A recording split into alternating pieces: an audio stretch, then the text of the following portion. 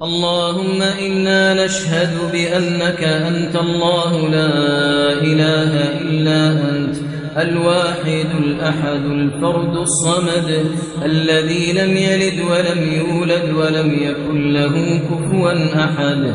اللهم يا ربنا ويا مولانا ويا سميع الدعاء يا ذا المن والعطاء يا ذا الجلال والإكرام يا حي يا قيوم يا بديع السماوات والأرض ويا رحمن الدنيا والآخرة ورحيمهما.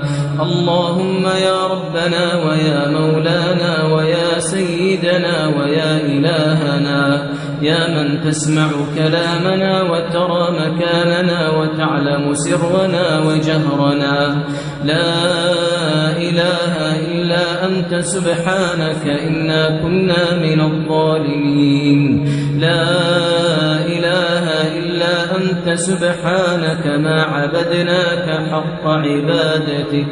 لا إله إلا أنت سبحانك ما شكرناك حق شكرك. لا إله إلا أنت سبحانك ما قدرناك حق قدرك.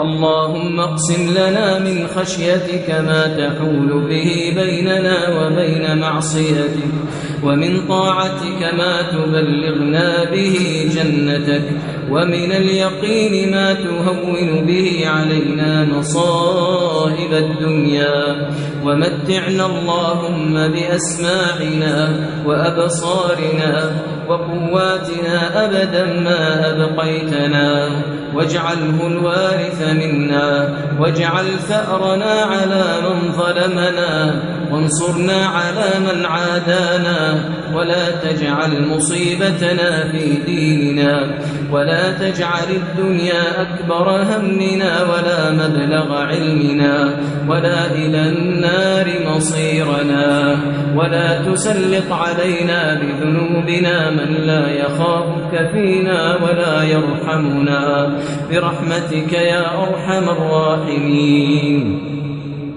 اللهم إنا نسألك الفردوس وما قرب إليها من قول وعمل ونعوذ بك من النار وما قرب إليها من قول وعمل.